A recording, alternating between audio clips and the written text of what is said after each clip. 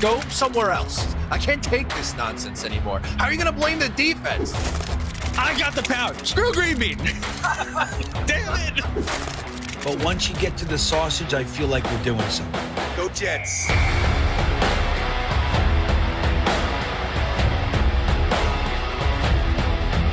And that's the other part of it, is that people are insanely jealous of this show. This show gets the best of the best, and it does it a different way, with positivity.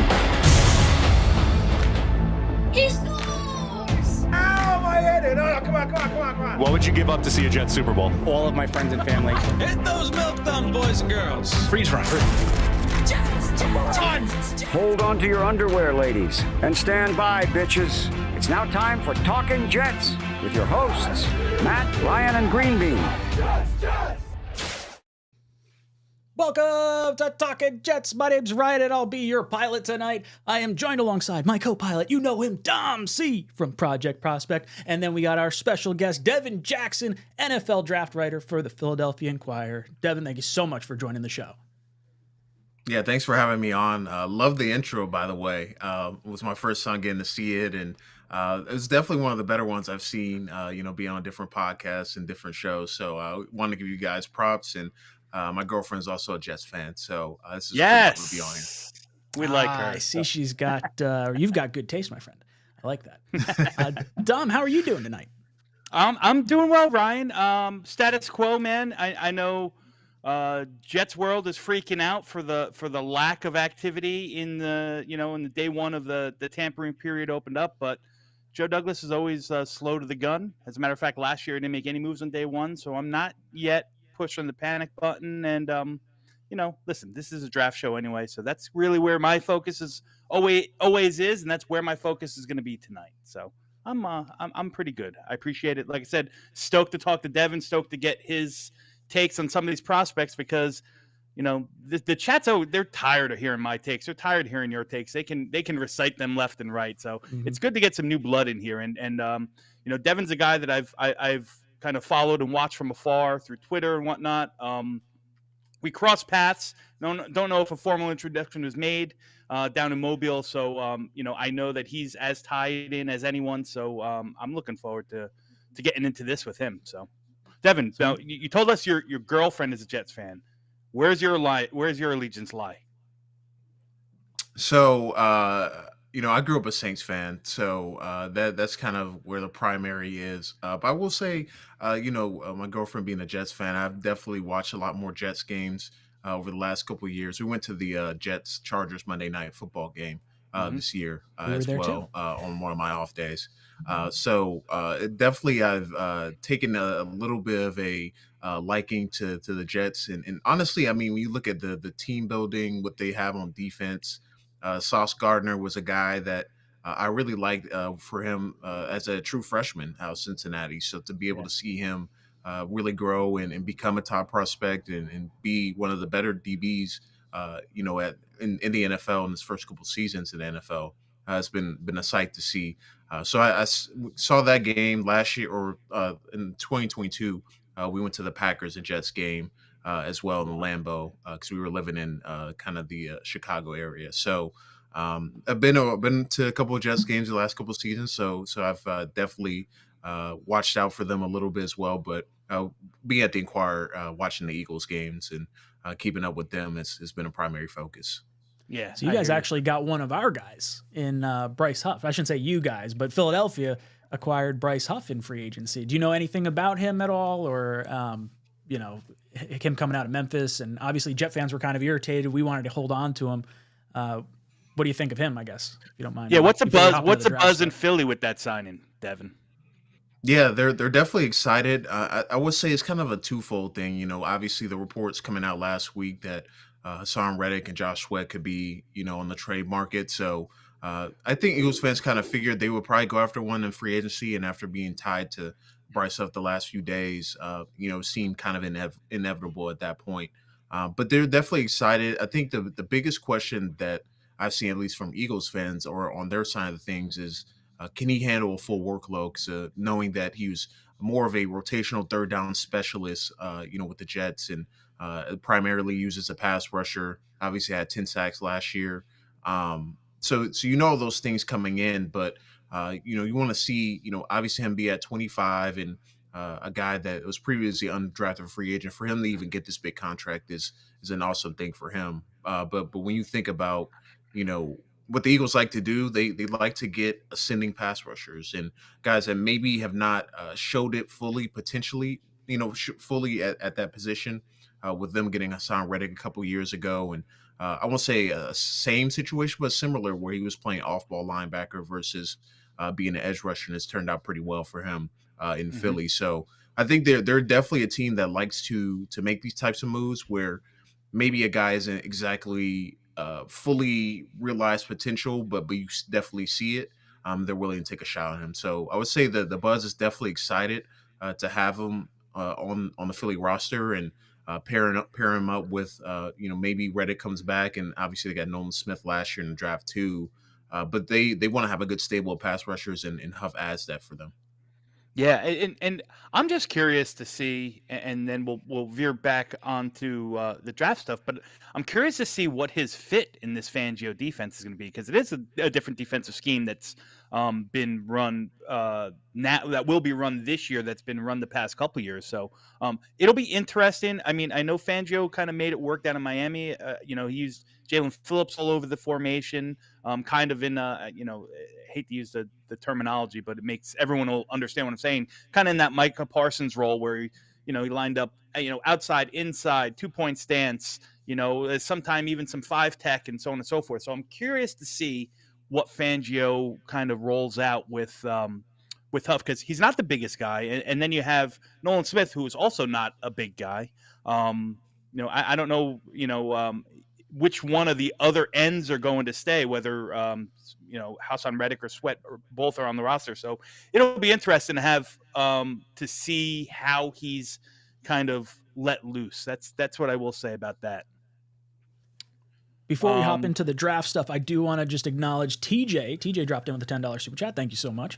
Says, do you think there's a chance Douglas is fired before the season starts? It's how he got his job, and it would be poetic ending his tenure, if nothing else. No, he's not going to get fired before the draft. This is what he does. He doesn't go out on first day of free agency and absolutely, blow the purse. Devin, were you tied? How long have you been with Philadelphia now? And do you know Joe Douglas from his time in Philadelphia at all? Yeah, so just the last 2 years, I would say, I've been with the Inquirer, so I wasn't really familiar with this time in Philly, but obviously getting to know them, getting to know kind of the backstory and how a lot of the Eagles, people that are like in terms of management and whatnot. I mean, they had Andrew Berry in the organization as well, so. It's interesting to see kind of like the pieces that seem to connect like Eagles and some of these other teams, but I wouldn't say I know Joe Douglas from his time in Philly, but knowing where he came from and kind of their scouting philosophy and what they go after in free agency.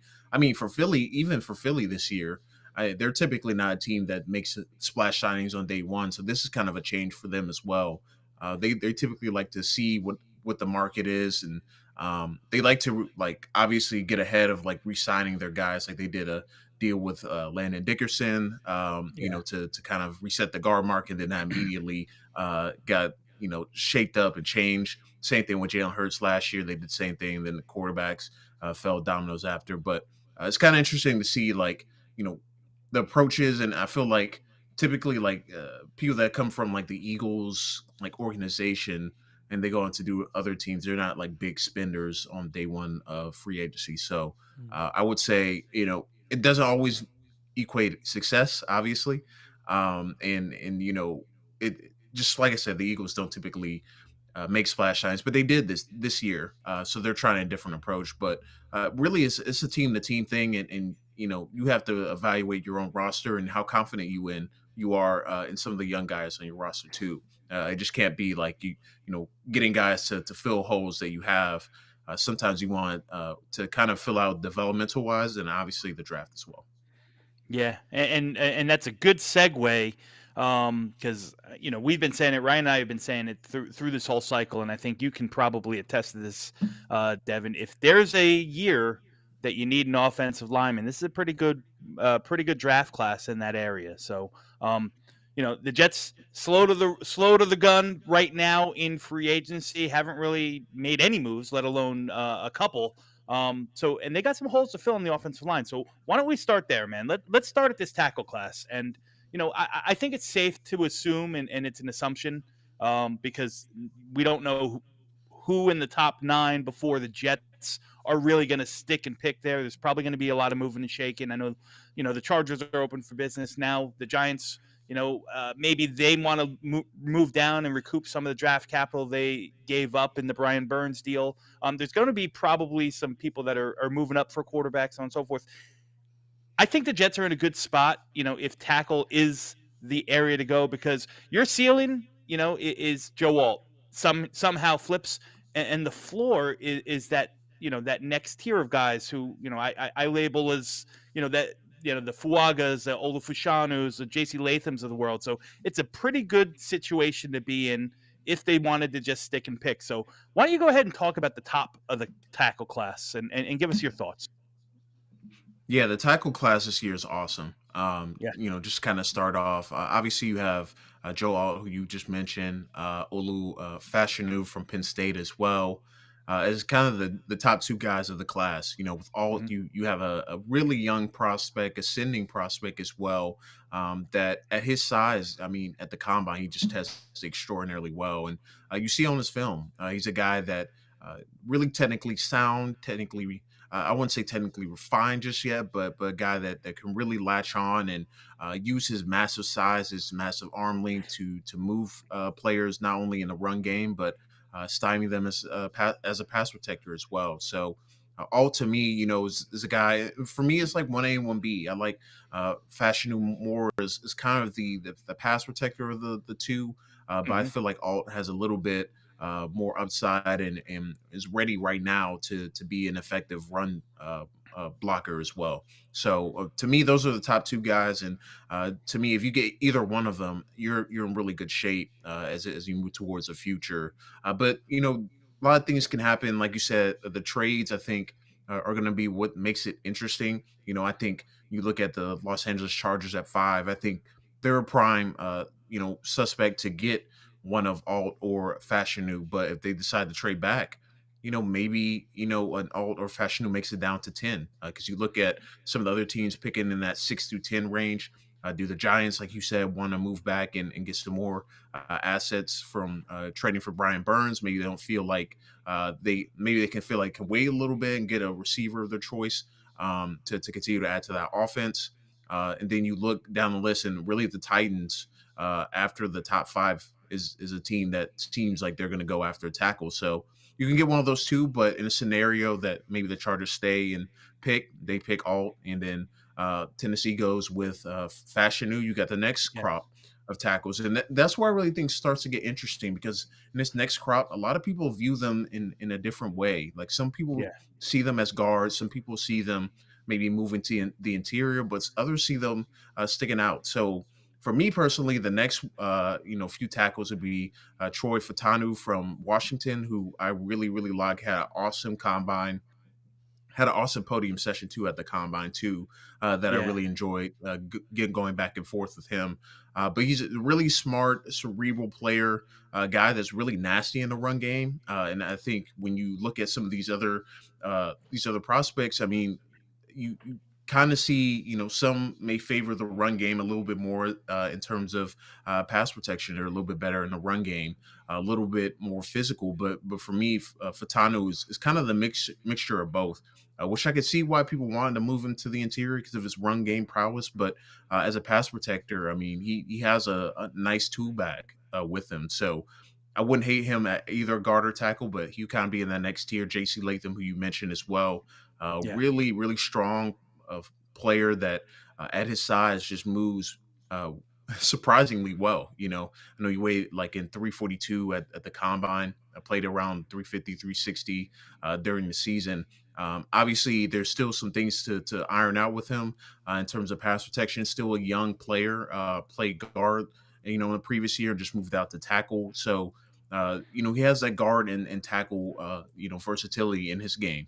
So I could see him kind of maybe you want to slide him in the interior if he's not sticking out at tackle immediately, but a great option. And obviously 𝐒𝐮𝐬𝐂 𝐂 from Oregon State, who's having his pro day right now as we speak for Oregon State. And he's a guy that is just so impressive, especially on the backside of zone blocking. His ability to climb to the second and third levels of the defense and move and displace linebackers is really great to see. A guy his size, and he holds up really well in pass protection.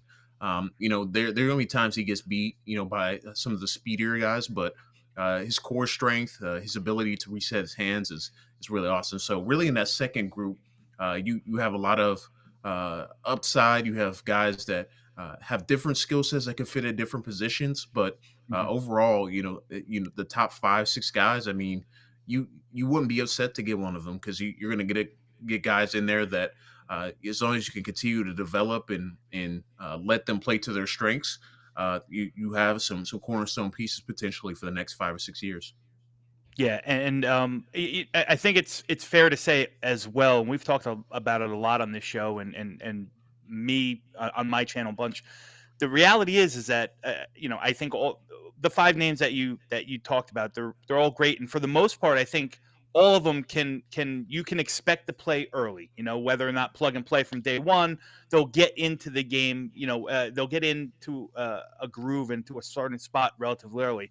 But all 5 of them still come with faults. Like I think there's something to be said, and I know you talked about technical refinement. That probably goes for all of them. Olu, he still has trouble. I think at least I see on film.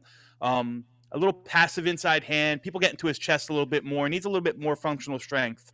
I saw that a lot in Fontenot as well. But the 𝐂 and Fontenot, what they have that I think kind of maybe is a little bit of a check mark over the rest of the guys is their recovery ability. Even when they're beat the first time, they're athletic enough to recover very well. I happen to be the president of the J.C. Latham fan club. I think that guy's a player and a stud, and I would be happy to stick him at right tackle. But I agree in your assessment that, even if you got to plug him in at guard for a little bit, you have that guard tackle flexibility guy in Elijah Vera Tucker already, and you could just say, okay, you guys are the right side. When he's going to play guard, when he's going to play tackle, and work it out. And it doesn't have to be like that forever. But so I think they're all very good players. I think they all will affect an NFL game early in their careers, but none of them, and that's the thing that people got to remember. Prospects, there's no perfect prospect. Even the best ones still come with some question marks or some faults. So before we get into some more of the offensive line, how's about some of that even next year? Because we talk about the top of this tackle class is so deep.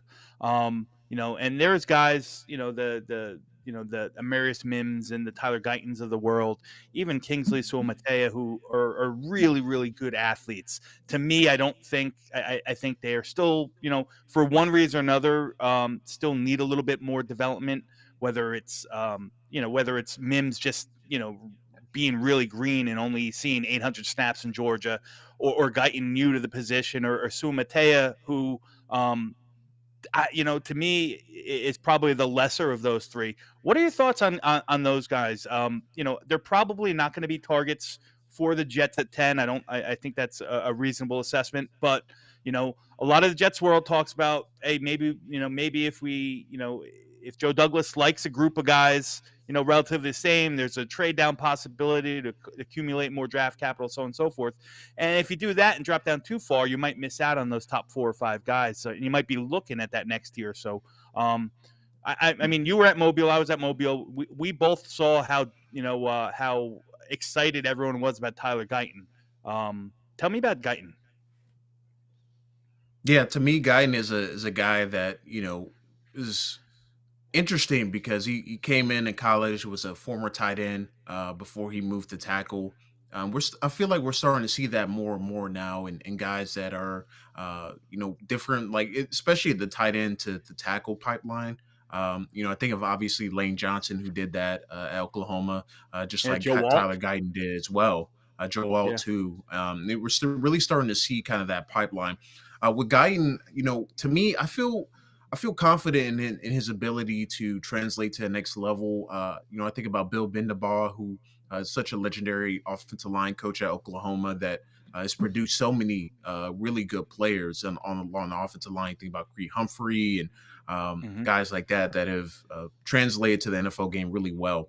So I think with Guyton, you get a guy that is a really good athlete. I don't think he tested quite like the elite athlete people were thinking he was going to test like, which I think is still fine. I think on film and even in Mobile, you saw that his athleticism, his easy ability to get in his pass sets and whatnot. But I think it's more of like, how can he take the coaching and bring it to the next level and really get to that next level per se? Because I feel like he's a guy that's like right, on the cusp of starting to figure it out at the tackle position. A guy that he's always in the right position to make the plays. That recovery ability you talked about is evident on his film as well. But I think the hand positioning and how he strikes his first punch and where his landing spots are still all over the place right now. And it makes sense for a guy that started less than 20 games in his career, in his college career, and really, is athleting people at the tackle position. But to me, he's so interesting when you group him, Suamataia and Mims together, because like he's a guy, in my opinion, that I could see him in 3 or 4 years having an All-Pro career if all things checks out, because I feel like he's that type of talent. But how soon he figures it out, I think is going to be the biggest question.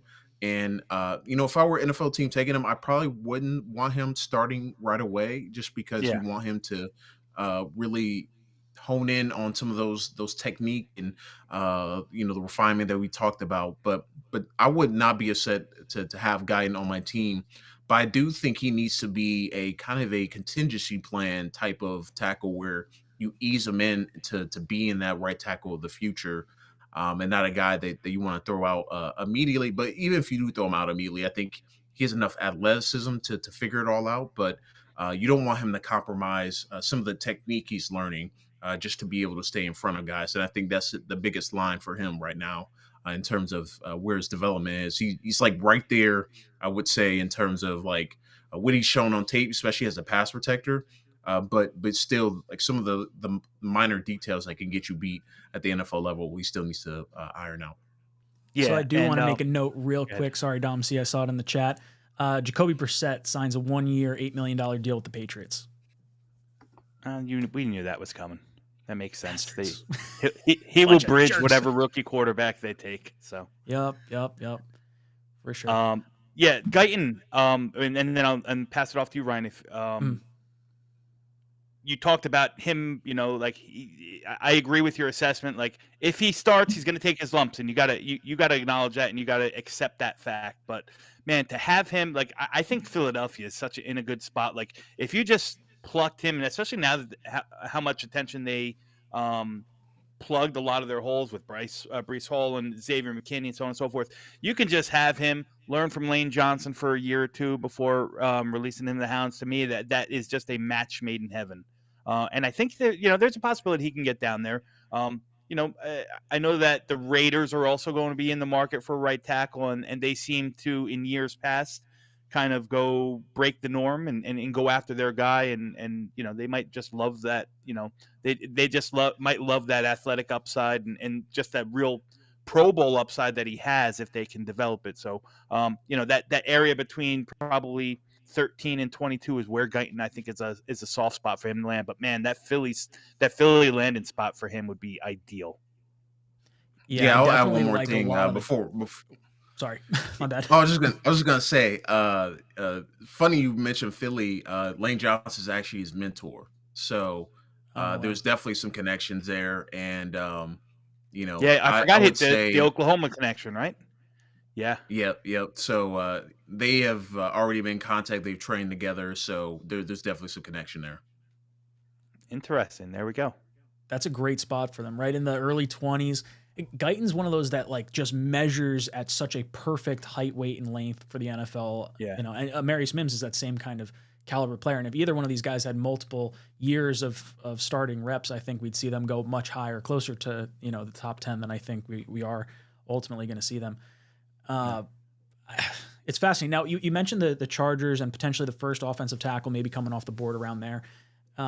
They have Slater under contract as left tackle. Do you think they might be more likely to go towards a right tackle specifically, or go towards what people sort of have the consensus of as far as the best offensive tackle in like a Joe Alt? Their defensive line coach is from Notre Dame, so he has a connection with Joe Alt. I remember hearing something during the combine where they were like, hey, this guy's going to be a number 1 pick someday. And then he winds up going over to the Chargers this past year, and now there's like slight links between the offensive line and that. So do you think Alt could be the pick at 5, or do you think they might lean more of a right tackle like a Latham or a 𝐒𝐭₫ Yeah, I really think it depends on how aggressive teams want to be in trading up, and if the first 3 quarterbacks are gone, does a Minnesota, does a Denver, does a quarterback needy team trade up and give them enough assets where they feel comfortable trading back, in the early teens.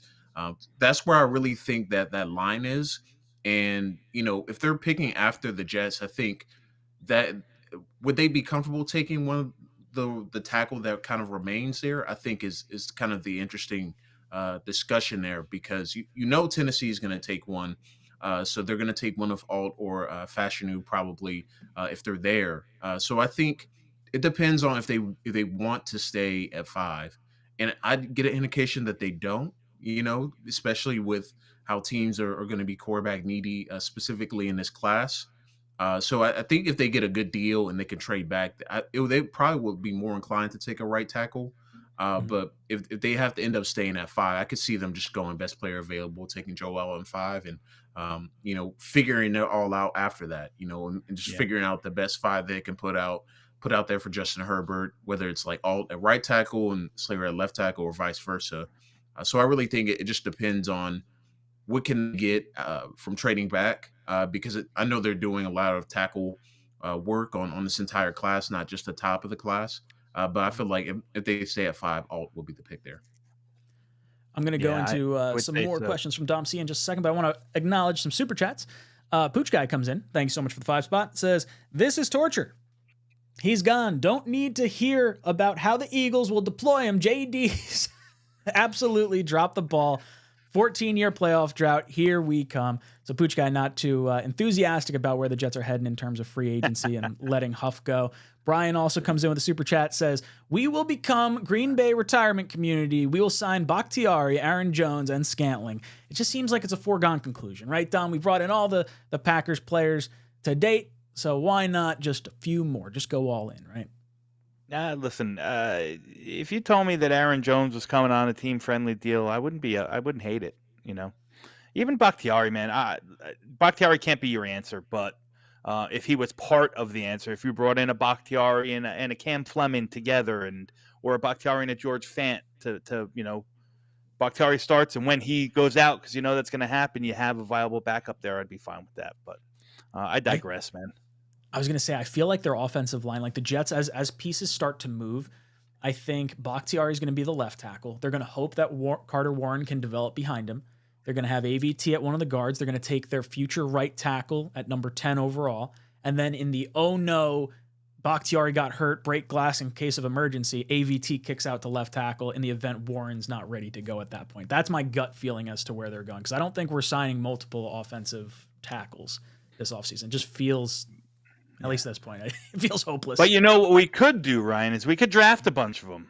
We could draft a bunch of them. That is true. So let's talk, Devin, let's talk about some of the interior class. Maybe not at the top of the, I think there's a bunch of guys like, I know people are talking about Fonga and Latham, that possibly some see him as guard, some see him as tackle. They're really more the upper echelon. I think there's guys like Jordan Morgan, who also has inside-outside flexibility. And then as you get into some of the true interior guys, the Chris Mahogany's and the Christian Haynes of the world, I think you got day one starters. You could probably pluck a day one starter, through rounds, 2, 3, and even somewhat into 4. So, why don't you tell Ryan and I, like, some of your best, maybe end of day 2, beginning of day 3 interior guys that you really fell in love with this cycle? Yeah, it's such an intriguing class because like you said, there are going to be some tackle to guard converts and things like that, especially near the top of the class. But like you said, there are some really interesting non day one guys, some later day two, early day three guys that you could really fall in love with. And for me, one of those guys is Dominic Puny from Kansas, a Hmm. guy that has really grown on me over the course of the cycle because I remember watching him back in November and December, and I was like, well, I don't really feel like he fits, playing left tackle, and he did it at Kansas, and he did a pretty solid job, but the movement, the athleticism certainly wasn't there to be a tackle in his future. But then you dig more into his background, and he's primarily a guard, primarily interior offensive lineman. And then Yep. when you saw him at the Senior Bowl, you could see him really in his element, a guy that has enough athleticism to move and get underneath the pads of defensive linemen. But really, I liked his active hands, his ability to really hand fight. And you really don't see that many guys be able to do that at the college level. But a guy that started at Division II and eventually made his way to Kansas. It's been pretty cool to see kind of his journey, get and talk to him at the Senior Bowl, and kind of his different approach. He understands how things happen much quicker in the interior versus the outside at tackle. And it really just was joy to get to know and get to pick his brain. But he's a Yeah. guy that really has come on, especially in this draft process, that I really like. Christian Haynes has such a interesting trajectory because I think he from the guard from UConn. I forgot to mention that, but Mhm. he has such an interesting trajectory because his film is really really good. He's a really dominant physical interior offensive lineman. Likes to put dudes on the ground. Has a snatch trap in his repertoire as a pass Mhm. protector. But you wanted to see, all right, you saw the film like against Tennessee, against NC State, and really handling those guys. How he would do down in Mobile with the competition and the versatile skill sets of defensive linemen, and he handled really well. But one thing I got to know with him is that him and Tyler Guyton have built a really nice relationship together. Even though they didn't really know each other prior to this draft process, and they really didn't like communicate like that, but they trained together out in LA, and you could see kind of that connection they had down in Mobile at the Senior Bowl. Mhm. They're two guys that are going after their dream and kind of I would say both a little bit overlooked in kind of their early careers. Tyler Guyton was just a three-star tight end at TCU, and really was kind of I would say an afterthought, even moving from TCU to Oklahoma with such a stacked Oklahoma tackle. They had Anton Harrison and Y.A. Morris before he came in.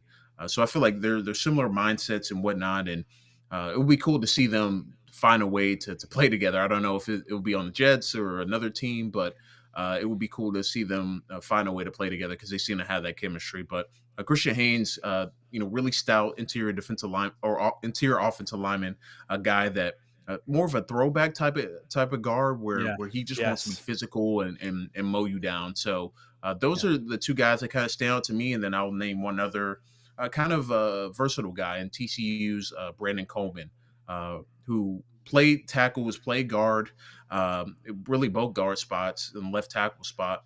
Probably fits best interior offensive lineman wise, but Mhm. to me, he's probably a day three pick, but a guy I think his best film came in 2022 versus 2023. He was dealing with some nagging injuries this year, so he wasn't the same caliber of player he was in 22. But when you turn on that 22 film, whether it was against Michigan, in the college football playoff, whether it was against Texas Tech and Tyree Wilson while he was going through the draft process, really all the Big 12 guys, you think about Will McDonald, who's a current Jet as well.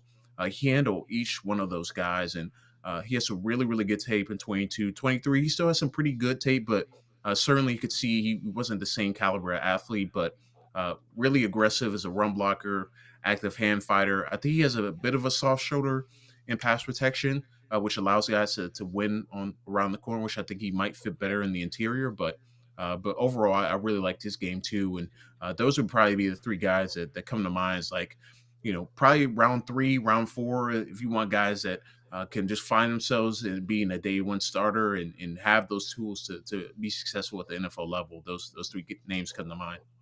Yeah, I just remember some of the reps that Christian Haynes took against Devondre Sweat, and I thought to myself, man, that anchor that he's got, and that core strength that he's got, I said that's going to transfer well. That's going to play very, very well at the next level. But I loved how you described him as like an old school kind of throwback lunch pail guy. He's going to put his head down and mow people over. He's another guy who plays very physical, so on and so forth. They even had him snapping a little bit, taking some snaps at center at Mobile. I think they moved those guys around. And yeah, Brandon Coleman, I got to talk to him a whole heck of a lot when I was down in Mobile, through an interview, and then we just got chatting afterwards. And very likable guy. I think that's the first thing that I came off of him, but very cerebral.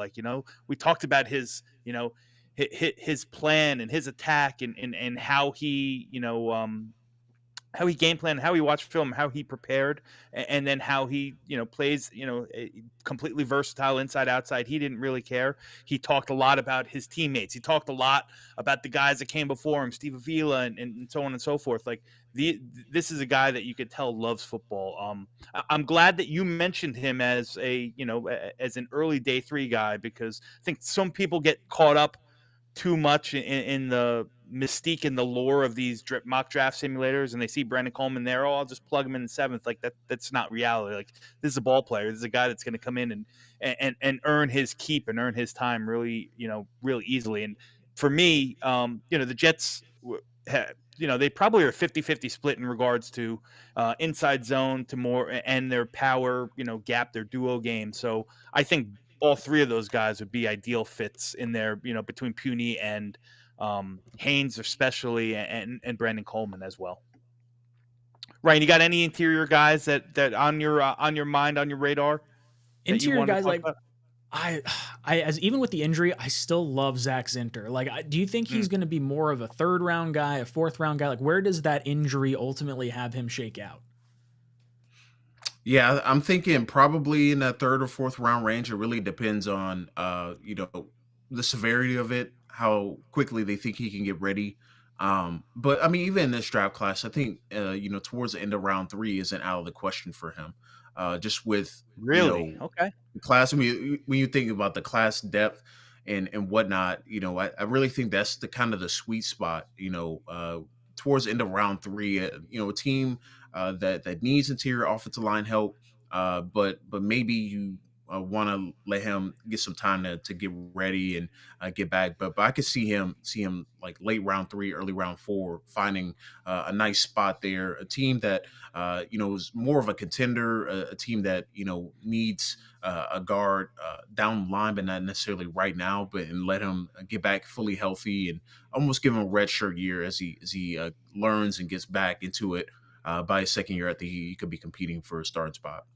Yeah, listen, that's I didn't expect to hear you say that early. I know. I think back to last year, the USC guard when Voorhees blew his knee at the combine. Now it was a little bit later. I know Zinter did his in the fall. Broke his leg, but I mean, I loved Andrew Voorhees. I had him way up my board.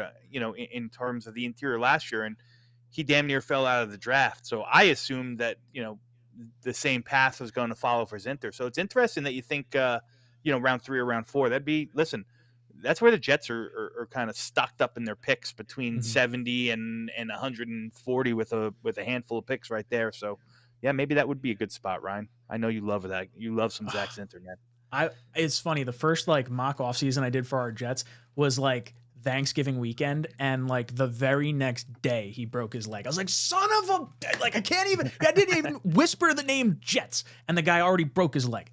That's what we were going through. I want to acknowledge some super chats real quick. We've got Theodore watching the vertical stream over there. He's throwing in a 5 spot. Says, what type of impact would Joe Alt and Audric Estime have for the New York Jets? I'll tip it off. I'll tip it off to Devin, because I've already talked about Audric Estime till I'm blue in the face. So I'll tip it off to you, Dev. Yeah, we talked about Joe Alt already. He would definitely be a major upgrade, a guy that can be a cornerstone tackle at that spot. Audra Estime to me is really interesting because he's to me is a guy like he's certainly not, I would say, as explosive on the front end as he is into the back end. I would say like his flying 20 is going to be more reminiscent of the player he is, but the power, the size, his vision was really really good at Notre Dame this year, and to me. He'll be a nice kind of change of pace, more powerful back, especially if you think about for the Jets specifically. Brees Hall being kind of the dynamite home run hitter, Estimate being more of the gritty, in between the tackles, a guy that can pop one, but certainly not his calling card in the game. So I think he would certainly be a nice addition, especially like round 3, round 4, as a guy that can really help start to build a nice stable in the running back room. So getting both of those guys, I think those are the 2 guys that can contribute right away. So I think that's the big upside with having both of those guys, making it to the Jets. Yeah, and I'll tie in before you get into this one, Rye. Sure. About Estime is that I think the scheme, especially how much more they converted to a power, a power run game, power gap scheme, as opposed to the old outside zone that Mike LaFleur ran, would fit Ostame's skill set a little better than the outside zone. I mean, like Devin said, very very strong runner. I mean, he's built like an ox. He's going to get some of those grimy yards, so on and so forth. I wouldn't really want him to be the guy to I don't know if he's got the second or third gear that's going to bust, see a little crease and bust it, but you need those grimy yards, and which we love to do, whether it's the inside zone stuff or the dual blocks that up the middle, which Nathaniel Hackett runs way too much. I think Ostame would be a perfect complement to it. So Hennessy comes in, dropping a 2 spot, says, has anyone done a wellness check on Joe Douglas? Feels like he's asleep at the wheel. Remember, last year we didn't make a whole lot of moves at all early on in free agency. And some of the moves we've made in years past, Laken Tomlinson, Jared Davis, maybe you don't want to make those types of moves. Uzama was one of those types of moves. Truman Theodore comes in with another super chat, says, thoughts on Javonte Jean-Baptist, tight end Notre Dame, being a New York Jet? Devin, we'll throw that to you. Well, I think it's a defensive end, not a tight end. That's probably a typo. A typo. Someone fat fingered it. Yeah. I'll touch on him first, and then I'll get Devin's take. I think he's got the build. He checks off all the measurables that you want in defensive end. Kind of lacking a little bit of that straight line speed. Not the most bendy guy. Nice player. I don't know how much of a role he's really going to have early on. Probably a developmental guy. Like I said, at 6'5", probably needs to put on a little bit more muscle mass and gain a little bit more functional strength. I think, and I'll defer to you, Devin, but I kind of see him more in an odd man front, playing that, honing down at that outside backer more so than, with his hand in the dirt, playing wide 9 like the Jets like to use their defensive ends. Yeah, he to me is more of I would say, probably an outside backer type, versus being more of a hand in the ground type of player. Yep. But like you said, the measurables are there. The length is there, and certainly there's some nice tools to work with. But I don't think he's, I think he's more of like a day 3 player. Maybe you take a flyer on him and see if you can continue to develop some of that length, that speed he has. Kind of build up speed. He's not, I wouldn't say he's the most explosive player, but certainly can win around the outside, win around the edge. But to me, he feels like a guy that probably you're looking at more of like a early rotational edge type of rusher, third down edge rusher type versus like an every down player. But if you want to take him on day 3 and for more of an outside linebacker type of scheme, I think he fits a little bit more with that. Yeah, I would agree with that. I don't even know if like you said, day 3 might be good for him. He could go into the undrafted range. So but he's got some of the measurables. He's a ball of clay that still needs to be molded. And in Jets world, the one thing I trust is that our defensive coaches develop players very very well. Not so much on the offense, but the defensive guys develop them very well. We got about like 15 more minutes, or maybe even a little bit less. I want to shift gears a little bit from the linemen. I told you like the Jets have that comfort zone between pick 70 and pick 120 where they have a ton of picks. And everyone keeps suggesting, as I do as well, that first round is going to be whatever tackle you have there. We don't have a second round, and then you have a third rounder and 2 early fourth rounders. So we want to talk about some of the targets. Talk to us, Devin, about some of your favorite mid-round wide receiver targets. Obviously, we know the guys like MHS or Marvin Harrison and Neighbors and Odunze. They're going to be off the board. We know that some guys climbed up from maybe that late second, early third round, well into the second, the Ricky Pearsalls of the world and the A.D. Mitchells and Xavier Worthies. But to me, I think the wide receiver class is probably as deep as any other positional group in this class, and I think this third and fourth round area, you'll still find some hidden gems. So I'd love to hear who your guys are in that area. Yeah, I think the first one comes to mind is Ricky Pearsall, even though I think he's probably trending more maybe a late second round, early third round pick versus being in that mid to late third round, which I figured he would be at, once all this entire draft process went through. But tests off the charts, really tough over the middle of the field. But I think the part of his game that people aren't talking about enough is his blocking ability as well. I really think he's going to fit in that Shanahan, LaFleur scheme where they need their guys to block and they need him to do them well. And I think he definitely fits the bill. But his route running ability, his ability to find the soft spots in coverage, really just checks the box in terms of what you want NFL receivers. So Pearsall for me is at the top of that list. But you look at some other guys that might be there. Jalen Polk from Washington. For me is another guy that has some inside out ability, played some in kind of the short area of the field on the outside receiver, but also played in the slot as well. But his ability to make contested catches down the field, go up and track the football.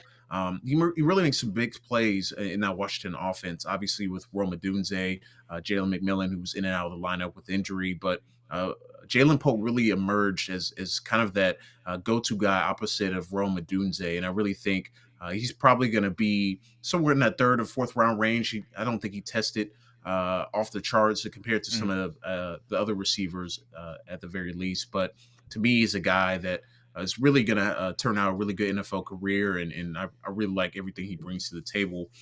Then you look at some other players. I like Javon Baker from UCF, who really did a nice job at the Senior Bowl, specifically running routes and creating separation. And he really got better as the week went along. But I really like, kind of in that UCF offense.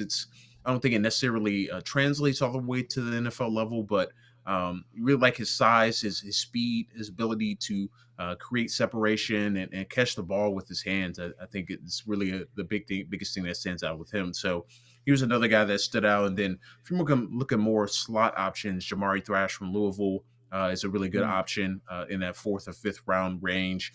Bit of on the smaller side, but a guy that understands how to create separation, understands how to set up his routes, and another guy that had a really solid Senior Bowl week. I think overall he's just going to be a good football player, a good wide receiver 3 or 4 for your team. And then Malik Washington as well from Virginia, another guy that's definitely on the smaller side, probably the smallest one that I've listed so far. But physically wise, he's kind of built like Rondell Moore. He's really strongly built, thickly built, a guy that you can get the ball out into space.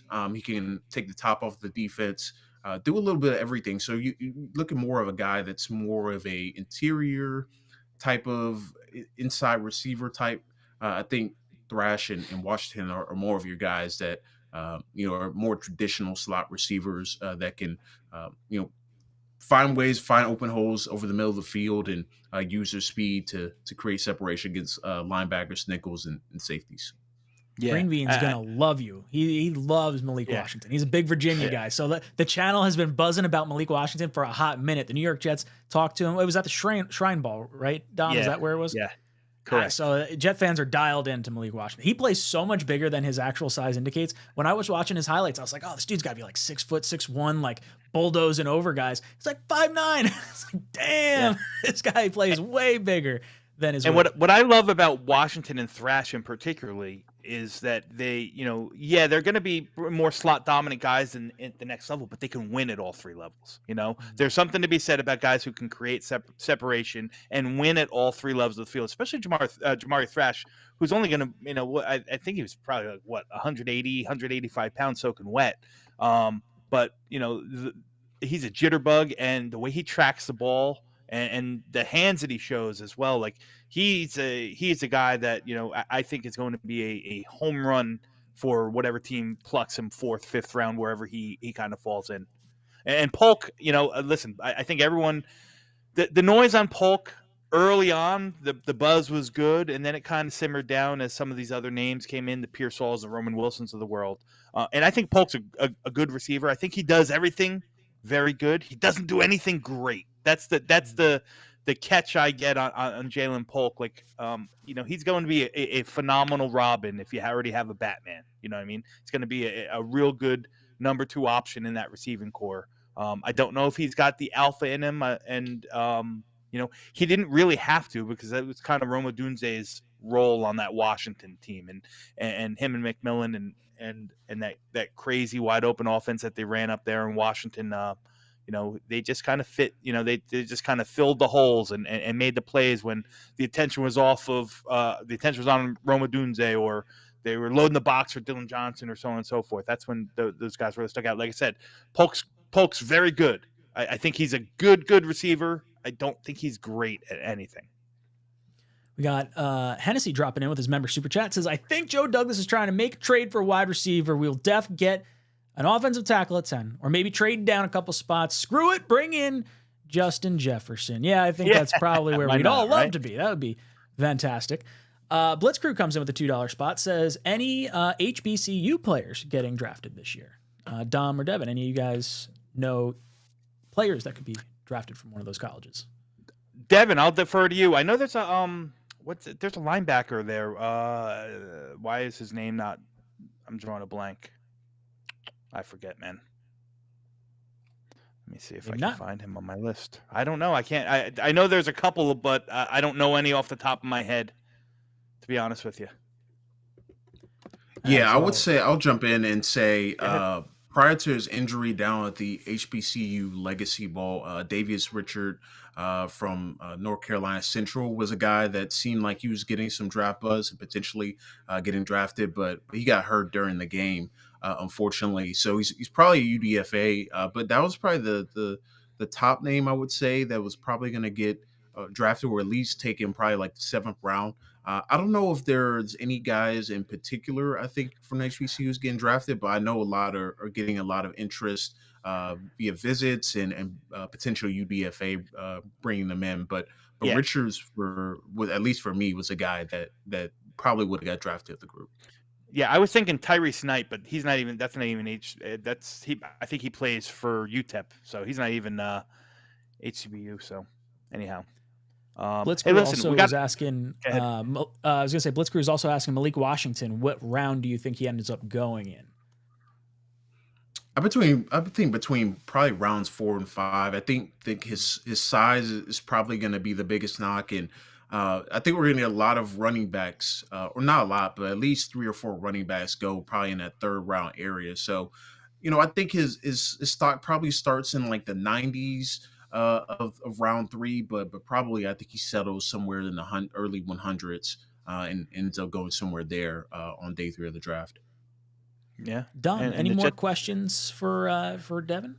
Well, we got 1 more minute. I'll just, you know what, Devin? Why don't you just give our listeners your favorite kind of under the radar defensive player? We're not touching on defense. We're kind of pushed against the clock, but give us your favorite under the radar defensive player. The one that when this person gets drafted, our chat and our followers are going to say, "Oh yeah, I remember about him. Devin Jackson talked about him." So Yeah, Who's your so guy? the Jets want to continue going that undersized but explosive pass rusher role. I really like UCLA's Gabriel Murphy, who played opposite of Latu from UCLA. I really like his game, and he's a guy that I know he's like 6'1", he has like sub 30-inch arms. Yeah, 31-inch really arms. just I was like gonna say a little T-Rex yeah. guy. Yeah, so he's a guy that doesn't fit any of your typical draft prospect, defensive end, edge rusher type of roles, but he just gets to the quarterback, man. Whether it's we talked about like that Micah Parsons where we move him all over the place. They moved him over the center. They got him rushing off the edge from at guard, head up over the guard at 3 tech. I mean, everywhere you put him, he was able to create pressure. And do it quickly. The cross chop, the swim move, his ability to do that, and his quick first step, his anticipation to get off the ball, just it's just a great sight to see. And if the Jets, obviously they've seen the success they had with Bryce Huff and what he was able to do, in the Jets as being kind of that quote unquote undersized pass rusher.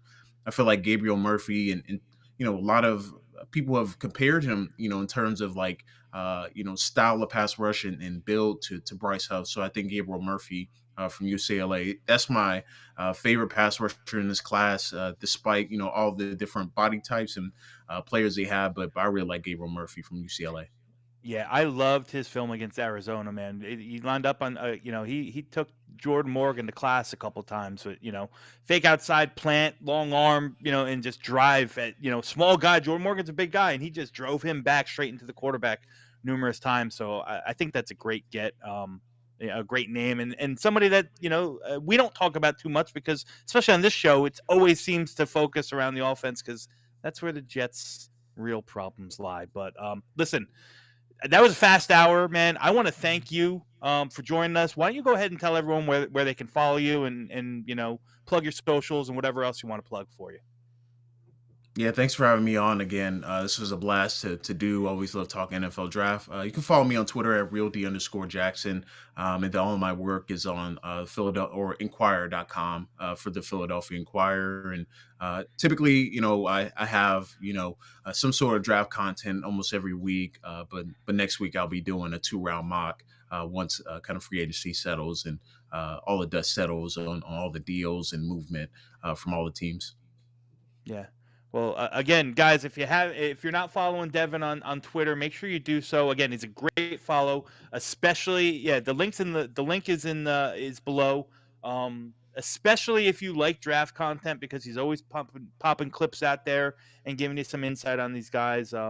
Like I said, and I'm not saying this because you're in front of here. One of my favorite follows in all of Twitter, in all the draft world, and all the guys that I communicate and I follow.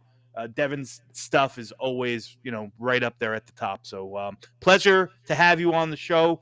Again, Devin Jackson is at _D_Jackson. Real D_Jackson. Real D_Jackson on Twitter.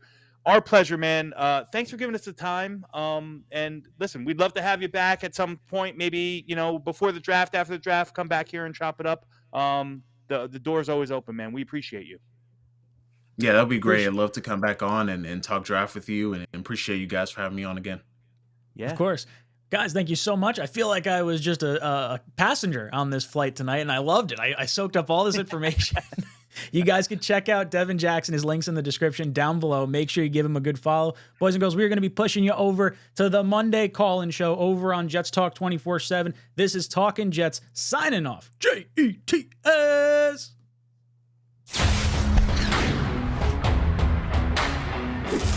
Just go somewhere else. I can't take this nonsense anymore. How are you going to blame the defense?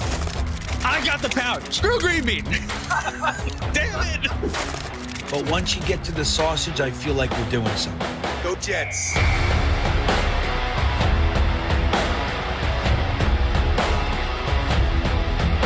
And that's the other part of it is that people are insanely jealous of this show. This show gets the best of the best, and it does it a different way with positivity. He scores! Ow, my head! No, come on. What would you give up to see a Jets Super Bowl? All of my friends and family.